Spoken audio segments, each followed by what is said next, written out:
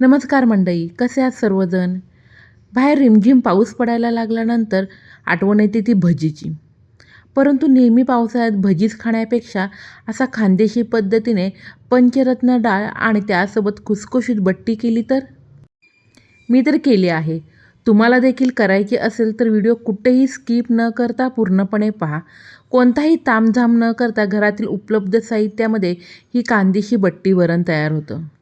सर्वात प्रथम पंचरत्न डाळ करणार आहोत. त्यासाठी एका वाटीने 1 वाटी तूर डाळ, 1 वाटी मुगाची डाळ, 1 वाटी उडदाची डाळ, 1 वाटी चणा डाळ आणि 1 वाटी मसूर डाळ. घरातील कोणतीही 1 वाटी निश्चित करून त्याच वाटीने सर्व डाळींचं प्रमाण घ्यावं. एखादी डाळ कमी जास्त केली तरीही चालेल. 2 वेळा स्वच्छ पाण्याने डाळी धुवून घेतल्यानंतर त्यामध्ये 1.5 ग्लास पाणी घालून घेऊयात. डाळी शिजवून घेण्यापूर्वी पाव चमचा हळद, चिमूटभर हिंग आणि पोह्याच्या चमच्याने 1 चमचा साजूक तूप घालून घेऊयात. तूप घातल्यामुळे डाळ छान मऊसर देखील शिजली जाते आणि चवीला खूप सुंदर अशी लागते.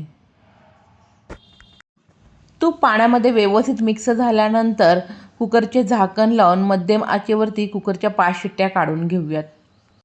मी सांगितलेल्या डाळीच्या प्रमाणामध्ये 5 ते 6 लोकांना पुरेल इतकी पंचरत्न डाळ तयार होते. तुम्हाला किती लोकांसाठी करायची आहे त्यानुसार तुम्ही डाळीचं प्रमाण घेऊ शकता. डाळ शिजेपर्यंत बट्टीसाठी पीठ मळून घेऊयात. त्यासाठी 2 वाटी चाळून घेतलेले गव्हाचे पीठ, त्याच वाटीने अर्धा वाटी बारीक रवा, बारीक रवा नसेल तर जाड रवा थोडासा मिक्सरला फिरवून घेतला तरीही चालेल, चवीप्रमाणे मीठ, पाव चमचा खाण्याचा सोडा. खाण्याचा सोडा घातल्यामुळे बट्टी छान खुसखुशीत होते. बट्टीसाठी स्पेशल गव्हाचे कोणतेही पीठ न वापरता नेहमी चपातीसाठी जे पीठ वापरतो तेच पीठ मी वापरलेले आहे. पोह्याच्या चमच्याने 1 चमचा ओवा हातावरती अशा प्रकारे चोळून तो मी पिठामध्ये घालून घेतला. ओव्यामुळे बट्टीला खूप छान टेस्ट येते. 2 पळी साजूक तूप किंवा ज्या वाटीने सुरुवातीला गव्हाचं पीठ घेतलं त्या वाटीने पाव वाटी साजूक तूप घेतलं तरीही चालेल. जेवढं तुम्ही तूप जास्त घालाल तेवढी बट्टी आपली खुसखुशीत आणि चवीला खूप सुंदर अशी होते. संपूर्ण पिठाला अशा प्रकारे व्यवस्थित लागल्यानंतर पिठाची मूठ वळली जाते. पिठाची अशा प्रकारे मूठ वळली की बट्टी छान खुसखुशीत होते. गरजेनुसार पाणी घालून आता पुरीसारखे घट्ट पीठ मळून घेऊयात. पातळसर चपातीसारखं तुम्ही पीठ मळून घेतलं तर बट्टी अजिबात हवी तशी खुसखुशीत होणार नाही. कणकेवरती थोडंसं तेल घालून आता 15 ते 20 मिनिटांसाठी कणिक बाजूला ठेवून घेऊयात, जेणेकरून जो आपण रवा घातलेला आहे ना तो देखील छान फुलला जाईल. माझ्या घरामध्ये सर्वांना दालबट्टी प्रचंड अशी आवडत असल्यामुळे 2 महिन्यात एकदा तर नक्कीच बनवली जाते. पीठ छान भिजल्यानंतर 1 ते 2 मिनटं व्यवस्थित मळून घेऊयात. रवा देखील छान फुललेला आहे. आता कणकेचा थोडासा हातावरती गोळा घेऊन आपण त्याला बट्टीचा शेप देणार आहोत.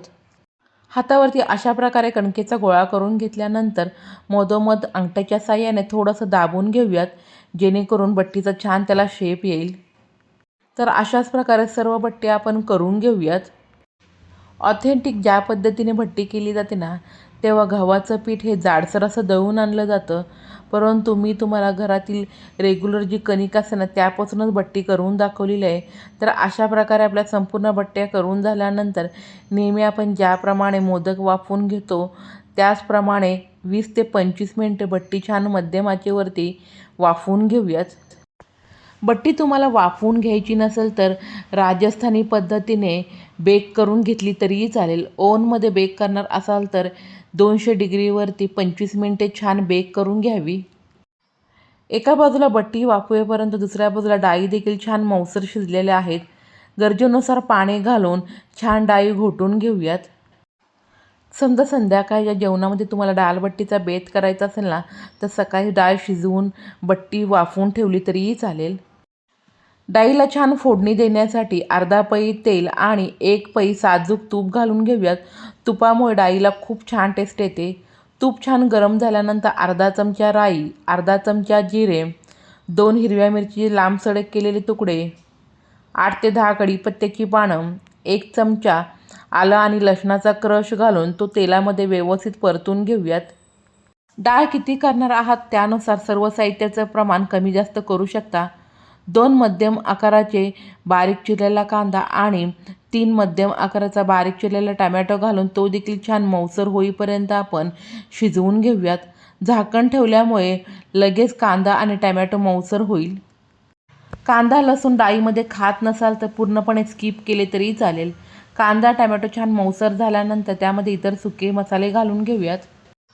आम्हाला झणझणीत पंचरत्न डाळ आवडते म्हणून मी मोठे 2 चमचे लाल तिखट, 1 मोठा चमचा धने जिरे पावडर, अर्धा चमचा गरम मसाला, पाव चमचा हळद आणि चिमूटभर हिंग घालून व्यवस्थित परतून घेतलं. फोडणी करपू नये म्हणून त्यामध्ये थोडंसं मी पाणी देखील घातलेलं होतं.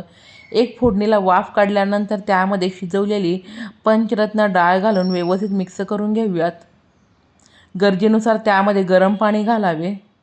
डाळ तुम्हाला कितपत घट्ट किंवा पातळ हवी ना त्यानुसार तुम्ही गरम पाणी घाला. गरम पाणी घातल्यामुळे डाळीला खूप छान तर्री येते. डाळ व्यवस्थित मिक्स झाल्यानंतर चवीप्रमाणे मीठ आणि 1 गुळाचा खडा घालून पुन्हा एकदा व्यवस्थित मिक्स करून घेऊयात. आता मध्यम आचेवरती 10 मिनिटे डाळीला छान आपण कड काढून घेणार आहोत. डाळीला छान कड आल्यानंतर त्यावरती बारीक चिरलेली कोथिंबीर घालून घेऊयात. नेहमीच्या डाळीपेक्षा ही पंचरत्न डाळ चवीला खूप सुंदर अशी लागते. भट्टीच नव्हे तर एरवी भातासोबत खाण्यासाठी देखील खूप भारी अशी डाळ होते. कोथिंबीर घालून पुन्हा एकदा 5 मिनिटे मी डाळ शिजवून घेतलेली आहे. अजून आपली डाळ तयार झालेली नाही. त्यामध्ये एक सिक्रेट ट्रिक वापरणार आहोत. त्यामुळे हा व्हिडिओ कुठेही स्किप न करता पूर्णपणे पहा. सर्व बट्टी वाफवून झाल्यानंतर सुरी क्लीन निघाली की समजायचं बट्टी परफेक्ट अशी वाफवून झालेली आहे. बट्टी पूर्णपणे थंड झाल्यानंतर आता आपण अशा प्रकारे 4 भाग करून घेऊयात. तुम्हाला ज्या आकारात आवडते ना त्या आकारात तुम्ही बट्टी ही कापून घेऊ शकता. बट्टी लांब सडक किंवा मी दाखवल्याप्रमाणे 4 तुकडे देखील करून घेऊ शकता. तर या ठिकाणी तुम्हाला पाहूनच कळालं असेल किती मऊ लुसलुशीत आणि जाळीदार अशी भट्टी आपली तयार झालेली आहे ना. चला तर आता आपण ही भट्टी फ्राय करून घेऊयात. राजस्थानमध्ये ज्या प्रकारे डाळ बाटी केली जाते त्याच प्रकारे तुम्हाला मी आज डाळ करून दाखवलेली आहे. बाटी मात्र अशा प्रकारे न तळता ती बेक करून घेतलेली असते. मोठ्या आचेवरती बट्टी न तळता मध्यमच आचेवरती तळावी. त्यामुळे बट्टी छान खुसखुशीत होते. हलकासा गोल्डन रंग यायला लागल्यानंतर बट्टी लगेच तेलामधून काढून घ्यावी. तर अशा प्रकारे ह्या ठिकाणी आपली खानदेशी पद्धतीने डाळ बट्टी देखील तयार झालेली आहे. कडकडीत तेलामध्ये बारीक चिरलेला लसूण, काश्मीरी लाल मिरची पावडर आणि लाल सुक्या मिरच्या घालून असा झणझणीत तर्रीदार तडका मी डाळीवरती घालून घेतलेला आहे आणि वरती बारीक चिरलेली कोथिंबीर. तर अशा प्रकारे आपली खानदेशी पद्धतीने डाळ बट्टी तयार झालेली आहे. तुम्ही देखील नक्की करून पहा आणि कशी झाली ते मला कमेंट बॉक्समध्ये सांगायला अजिबात विसरू नका. नेहमीप्रमाणे रेसिपी आवडली असेल तर लाईक करा, जास्तीत जास्त शेअर करा. अशा नवनवीन रेसिपी पाहण्यासाठी माझ्या चॅनलला सबस्क्राईब करा. बेलची घंटी वाजवायला विसरू नका. चला भेटूया पुढील व्हिडिओत.